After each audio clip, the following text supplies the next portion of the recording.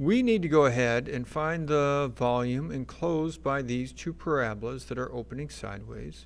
We have our blue parabola right here, which is this one right here. And then we have our red parabola opening to the right, starting out at 5. And that's this one right here. And we're looking at where those parabolas cross and y equals 0, which is your x-axis. So we're just looking at this kind of almost rounded triangle shape right here, which if we just zoom in on that rounded triangle shape is this rounded triangle shape right here.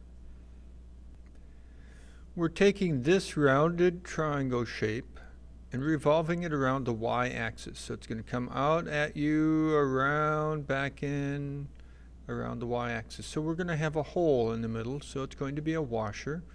It's a vertical axis of revolution, which then is y, so we need to have it with respect to y. So our y values over here need to start out at the lower part to the upper part, starting out at 0, going up to a height of 1. So those are the bounds. Then we need to go ahead and have our outer radius. Our outer radius would go from our axis of revolution to the outside part here, which is the blue function minus our axis of revolution, which is 0. So we need to go our blue function minus 0, which the minus 0 for the axis of revolution doesn't change it. That's our outer radius, and we need to square that.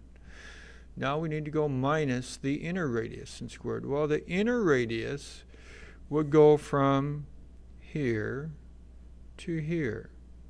So what's on the right for our inner radius is the red, minus what's on the left, which is our axis of revolution, which is 0. So we got to go our red function minus 0. So we got to go our red function minus 0. The subtracting 0 doesn't change it, so it's just our red function.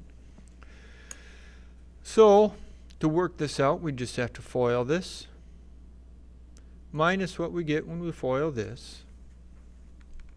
Combine any like terms that we have, and then increase our exponents by 1. Plug in our 1 minus what we get when we plug in 0. When we subtract, when we plug in 0, it all drops out, and we get 16 pi.